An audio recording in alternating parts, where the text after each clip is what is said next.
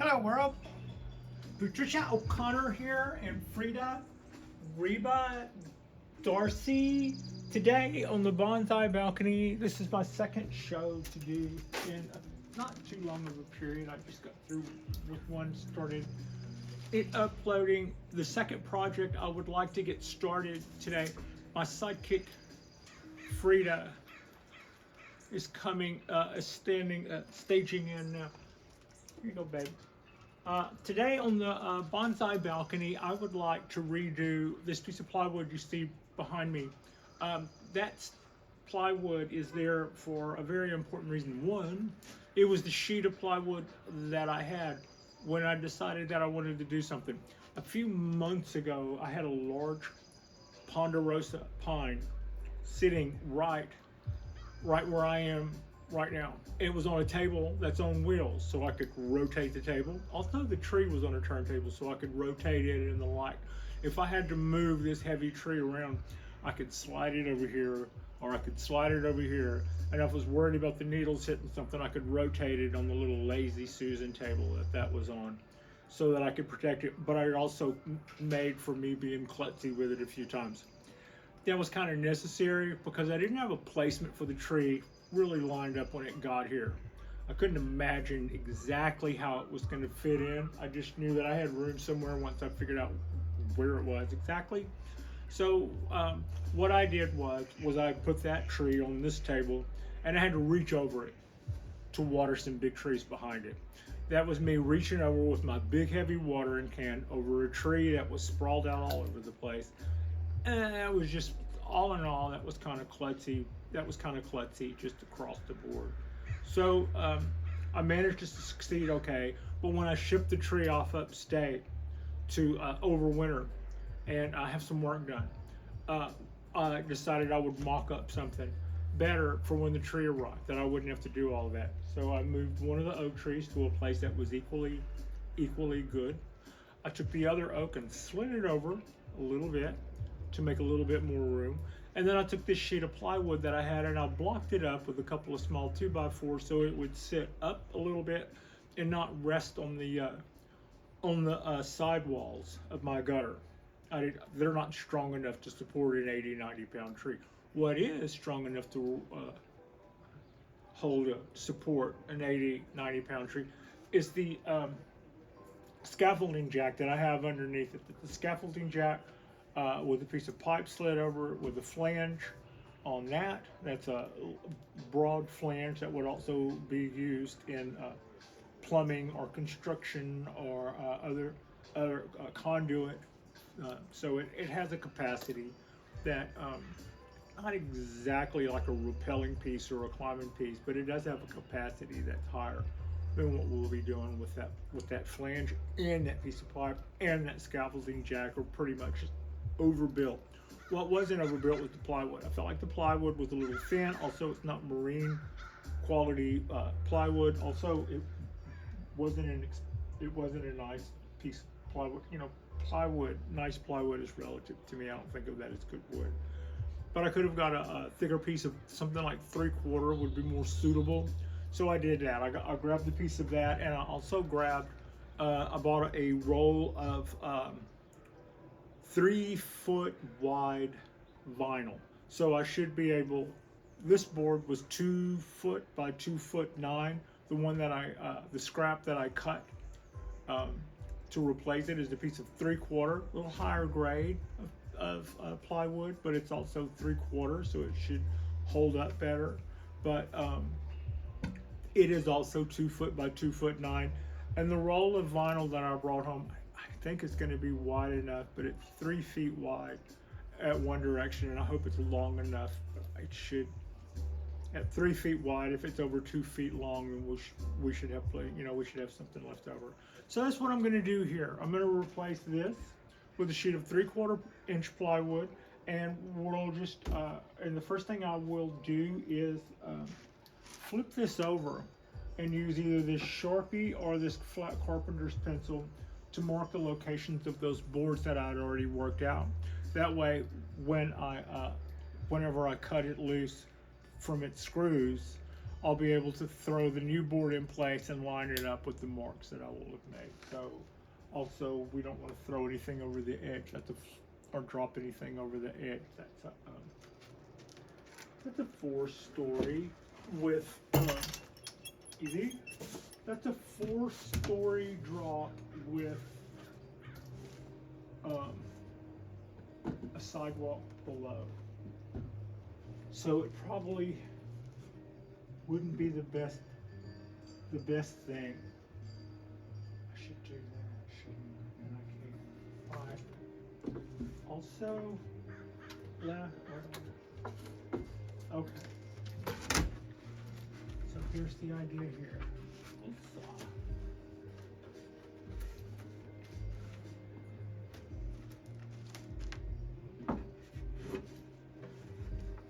It doesn't have to be lined up perfect. It doesn't have to be perfectly lined up with anything except edge to edge with the one below it, so that whenever I go through and mark these boards, I'll have the reference for them already. That's fairly painless. That was fairly painless.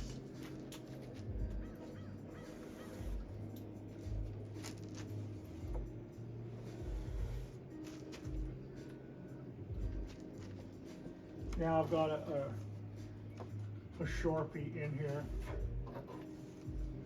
It's a red Sharpie. I think I got a pretty good mark on both of those. We'll see here in a second. My ball cypress that those are good marks. I can use those marks.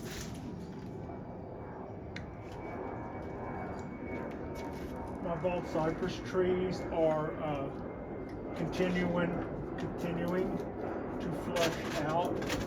A lot of my pine trees are starting to candle. My oaks are budding out. Both of them are budding out a lot, whatever that means. This one is budding out a lot for it as an oak. The cork bark oak is budding out twice as much because that's what it does. My screw gun is in reverse. This is an Asterix bit that I think came with the bits when you buy that box of bits.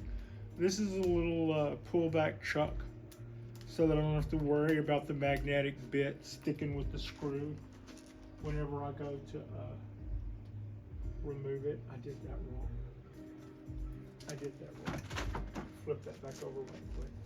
What are you doing, Pat? Okay. Do that just for now. Okay, now, this is me packing out.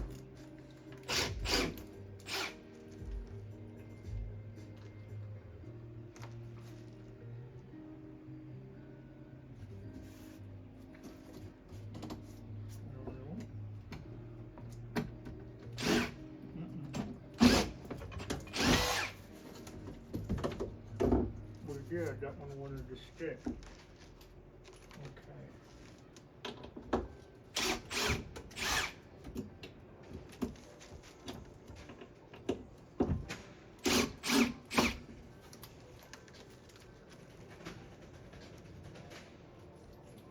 Stop biting your nails.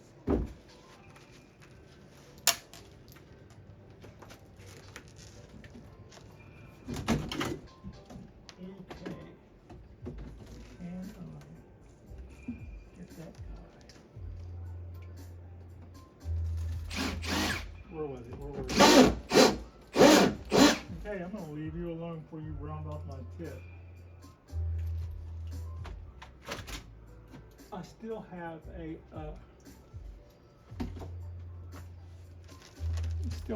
jagged wood screw in there.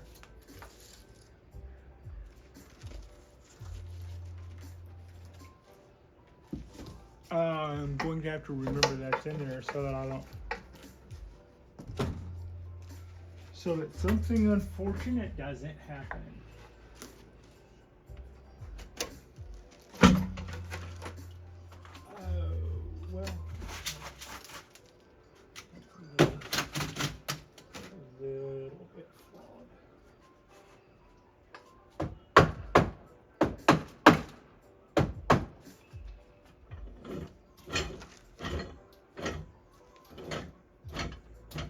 stuff out of my way. Let's do.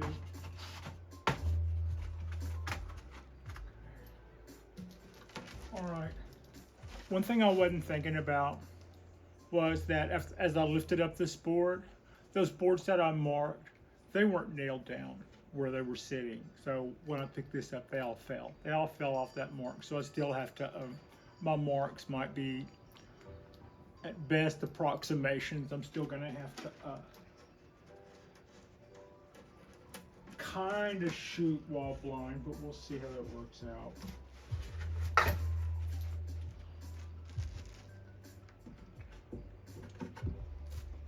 Easy.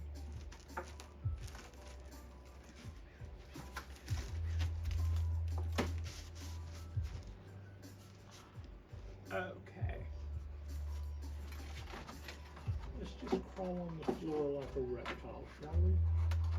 I think that's gonna work out.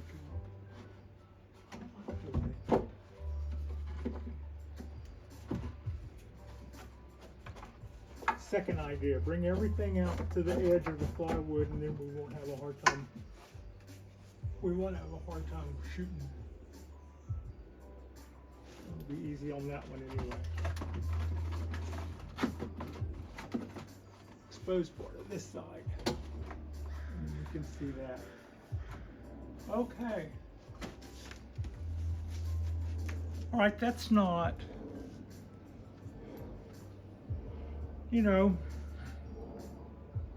that should be better. That already looks somewhat better. That's a great location. That location brings the tree in farther, so I don't have to worry about the western light which burns trees. I've been putting a lot of thought. You know, when I heard one of my instructors, somebody whose classes I subscribe to, they were talking about one of their ponderosas had burn on it, and it was a Yamadori tree, which would, in theory, well, they're like southern facing cliff sides, right? So he was going, ironically enough, the tree was burned by western sunlight. He was trying to figure out how the sun set, you know, like it's odd that the sun set. And I know it's kind of odd when you think that way, because that's oranger light compared to the bluer, hotter light. How is it that that's the light that can burn sun-hungry trees? Because it's coming from lower. If you take a branch that's like this and you bring it around to some other shape, you have to turn that in back up or you'll sunburn it. And that's what the setting sun does. It burns the bottom side. It hits it in a part where it's not used to. More intense light, less intense light, at those degrees, at those variables, it's still enough to burn. The key difference is the rest of the sun is coming this way, and the needles they're photosynthesizing. You know, they're used to that sun hitting that, and when that same sun hits over here, just a little below that plane, they burn. I think that's the secret. This wall should cover our tree from that, while at the same time give me a great place to put this large tree. And we'll see how this goes. But whenever I just to see how it was going to go, whenever I placed the Ponderosa pine up here, that tree would have weighed half as much. My little Japanese black, my cork bark Japanese black pine, I placed it on that shelf. It weighed easily half as much as the Ponderosa. And I could see that it was already stressing out that sheet of plywood. I went, yeah, that plus the water, plus that, you know, plus that being the piece that you had instead of a really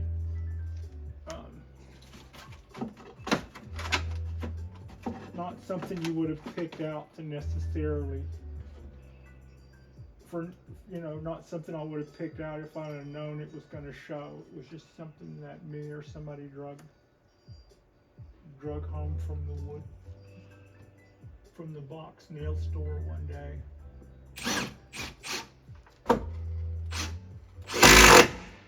Gotcha. Not a ton of nails, but all this stuff that is not going to go floating off with gravity anyway. That.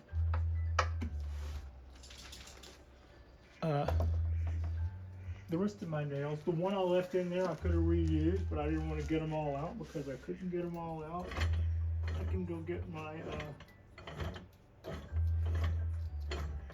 box of nails and take the slack out of the jack. All right.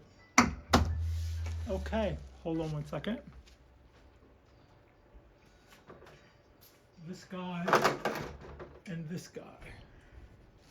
Now, yeah, I think we should be okay here. So, I work at a hardware store.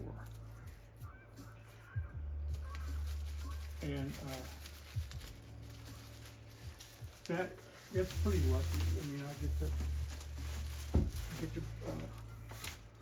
get a discount, get a little discount, and I have access to stuff as it comes in. I can get the stuff I need to do these little projects we've been working on.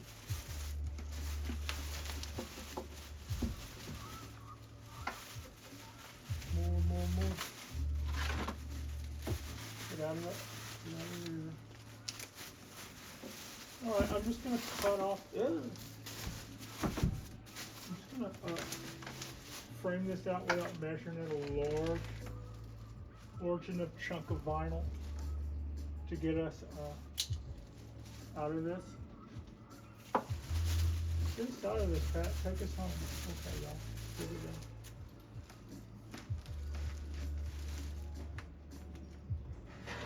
Quick. And also trying not to cut my arm off with the box knife. In theory, we should be able to do both.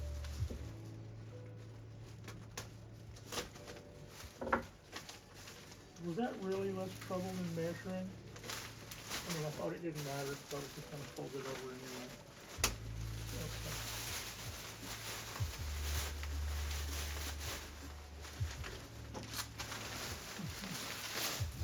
Now, where are we at? We're right here.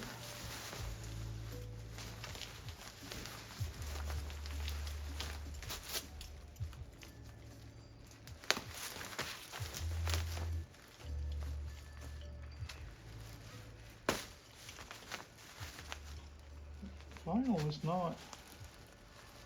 not the easy cut I thought it would be. I thought this would probably be about the same difficulty as gel, but it would rather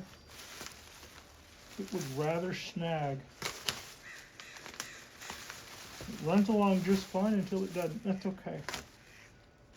Okay.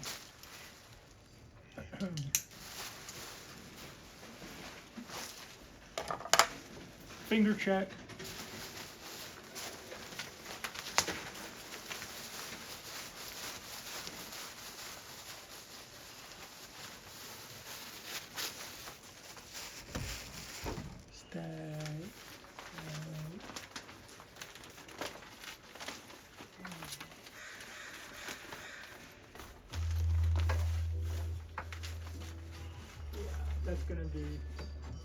That's gonna be just fine.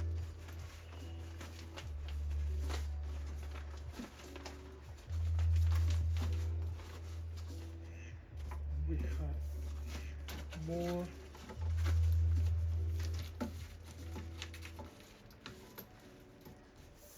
Yeah. All right. Okay, one more thing. Hold 1 second. Where are you going, Patricia? To get the things I forgot. All the things. All the things.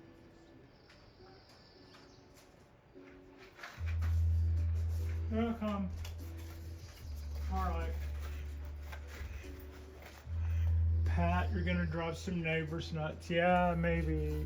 Just a little. I only drive you nuts a little.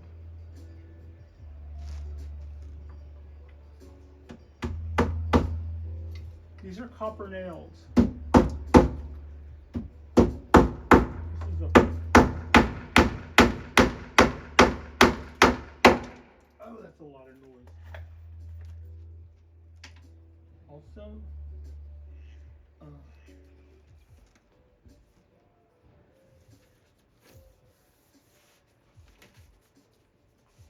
good. They won't rot or rust because they're copper nails. That's the idea there. That's gonna bounce. I'm gonna try to hammer that. Come right in here.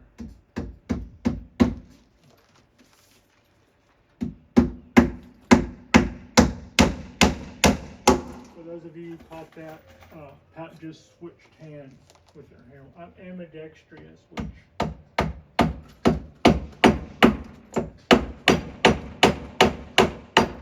means I'm twice as loud with either hand and just as clumsy pretty much with either hand. I'm going to put one here and one in the corner and then retire from noise making.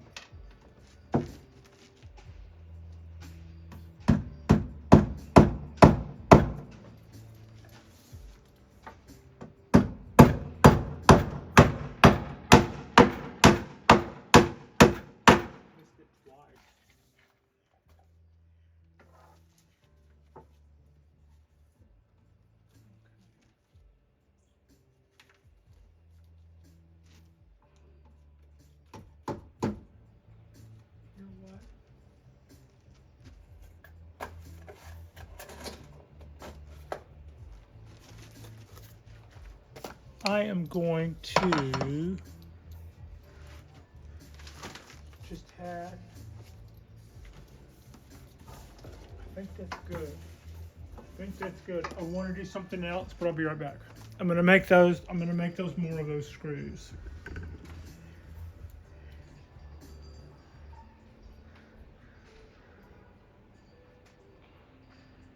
The problem with screws is I have to worry about, the problem with screws is I have to be concerned about, I have to be concerned about the vinyl wrapping up in it. I think it makes a lot less noise than what I'm currently doing, which is also probably driving people at the hot tub bazonkers because it's so loud. It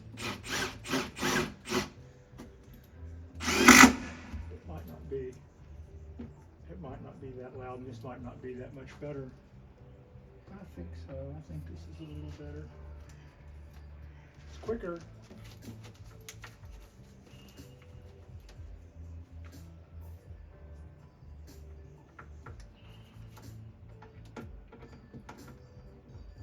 Oh, come on.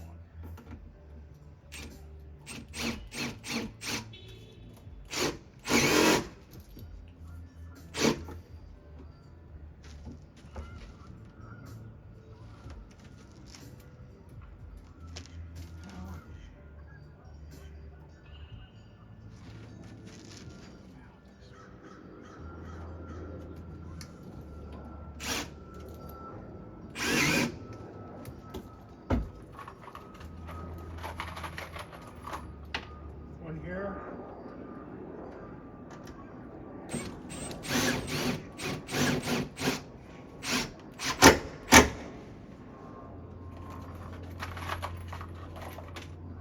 One over here. Oh.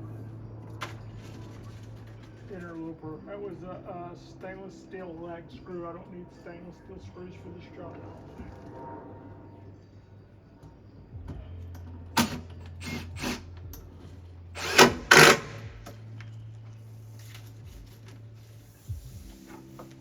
Okay.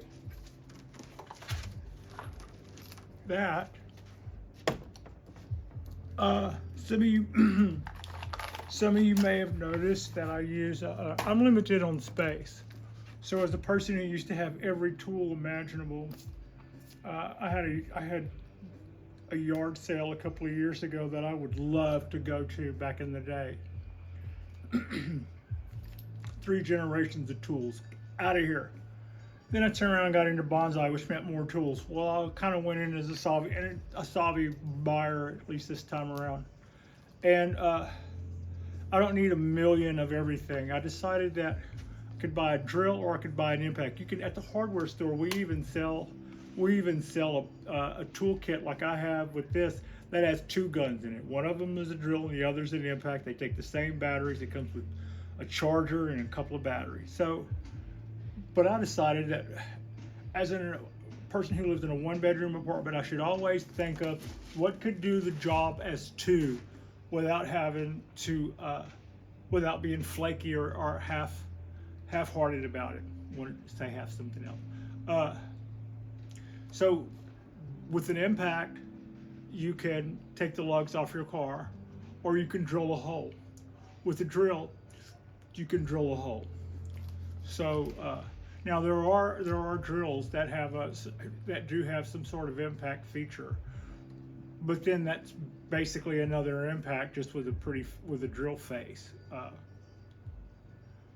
So that's what I did. I went with, this is an impact, and I've got the difference is it doesn't have a chuck the way that a lot of drills have. So all of my attachments are these little octagon things which helps hold them in. I usually like some sort of extension. I have about 4 or 5 different ones. I have some that fold over like sleeves. If I were putting in long screws and standing up high on the end of a ladder, I would use the long sleeve because I could put the screw on the end of the bit and then slide the sleeve over it so that as I got up there and tried to use the gun, I wouldn't get all the way in place and then just have the screw fall out. So a gun, a couple of good batteries, and a multitude of bits, and I think we're pretty much ready for anything. My hammer's too light. I wanted a hammer that I could put in my junk drawer, but I'm used to heavier hammers, and I paid for that now. I made a lot more noise and had to do a lot more. Had to do a lot more clobbering to get the same amount of work done. But when our Ponderosa pine gets here, it's a Yamadori tree. It came from Deadwood, South Dakota. Here's what. I made a decision after I bought this tree that I would have it rather than put it in a cooler and try to overwinter it that way, or rather than take it upstate every year from now on to keep it healthy, that I would take it upstate as needed, and in coordination with that I would start that I would have somebody start grafting Japanese black pine. I hadn't fully determined when the best time of year, or I suspected I knew somebody who might be interested. I knew several people who do that. Lucky in that regard because I'd been thinking about it for a little while. So while I had my Ponderosa upstate in farther up in California where the weather is colder, up in the redwoods, it was overwintering there, which will keep it from running itself into the ground and keep the tree healthier. And I found out about grafting more and more and more. I have a couple of grafting knives. I'll probably start doing my own grafting, but not on that tree. I didn't want to learn on that tree. I didn't want to take chances on that tree. I would rather pay a professional when the time was right to do it. But I then also started watching everything I could watch, everything I could learn about grafting Japanese black pine on Ponderosa pine. And what I learned is that one of the people who has really good success rate at it said they had a 50% success rate at one of the most successful grafts at one of the most successful trees, pairing them together after they had done thousands of grafts and were well on their game, they could never break 50% until they started doing one thing. They started grafting styled trees. In other words, they wouldn't take the container tree or the yamadori that's in a box and start grafting it before they ever did anything. But if they bent it, folded, and styled it, the hormonal allocation would start going all over the tree somewhat, and that made all of a sudden trees grafted during that particular time had a success rate that broke them in to another league. As luck would have it, I had just done some major style work on my Ponderosa pine towards the end of the summer, going into fall, and I bought a bonsai jack and we squeezed some branches, we wired some more branches, we took a lot of stuff that was up high and we bent it down low, changing the apical dominance of, we swapped that all around. And probably the highest point on the tree when I got through with that was the big hoop in the trunk that it had grown, that we had squeezed down about 3 inches. So I completely changed the overall height of the tree, and I took all the branches that were wired up and brought them wired down. It's yamadori, so you've got all these branches. You've got to try to find some way to fold up and bring them in to compact the tree. So then hopefully what will happen next is we'll take all of our grafts and hopefully we'll have because I had just stalled the tree and because the place where I'm keeping the tree also grafts them, I said a couple of months ago, hey Peter, how would you feel about grafting this? He goes, I would be fine about it. He gave me a price and he told me that he would graft the whole tree and told me a price. And I think by graft the whole tree, that probably means more grafts than I would have originally thought. But I still have to get my notes on that when I pick up the tree in a few weeks. But I'm really excited about that. It will take 2 or 3 years for the Ponderosa grafts say we have a good success rate on all of these grafts, and we may not, just no guarantees here. But say we have a pretty okay success rate on our grafts, and most of them take. Then at some point we'll start cutting back to Ponderosa, but it won't happen all at once. I'll listen to what Peter's notes are, and I haven't gotten them yet, but I have listened to other teachers, and some of them say like 3 years to completely wane a tree off of the foliage that it used to have, while making the foliage that you've grafted on it stronger and stronger and stronger with each consecutive season, because the hormonal allocations for both is different. You've got to kind of switch gears without totally shutting it down. It'll be interesting to see, having been watching that, it'll be interesting to see what Peter T's notes are. But I'll live in closer to Peter T's neighborhood, an hour and 45-minute drive, than I do my other teacher who is up in Oregon. I think his notes I will follow to the letter, and then I'll have a Yamadori Ponderosa grafted with Japanese black pine, and we can set out to start fabricating that guy out and making more branches and making more foliage and doing all those things we need to do. And I think we will have set ourselves up for a good place for this tree to hang out. I think it'll probably look really nice there under the lights. And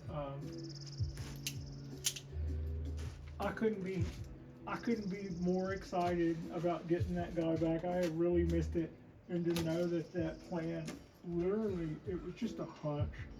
But here's what else. It's like I asked the gardener how he felt about doing this work to the tree, and he said that he grafted his pines. He grafted his pines between mid-February to mid-March, which was planning on picking the tree up early March. So if I was willing to just give him a couple of weeks to finish the tree, that that would just, everything just lined up. And as it would have it, he contacted me like the 3rd or 4th, well, you know, just a few days into March, and said, all done, you can pick up your tree. So at this point, I have somebody that I partnered up with on this project to help me with the logistics to and from.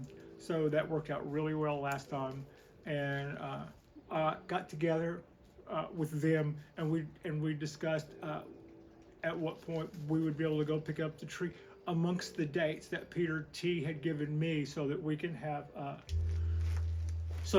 a consult, and I can get his notes on the aftercare, all which is really exciting. I'm looking forward to that. Sunday the 17th is when we're scheduled to go pick up my Ponderosa, and it will have a round of grafting on it. I'm not sure yet whether that means next year it goes back to Peter T's, or but I'll know then. I'll know in a little while. I'll know when those grafts start to take. And this was just something I wanted to do. I thought we could do a little bit better than some of the stuff that I had on hand, but I did see a lot of merit in that idea, and once I got it up, I saw where this placement for this tree was even more perfect than I had originally thought. So I brought home I brought home some wood and some vinyl, and we did that back better. Thank you so much for watching.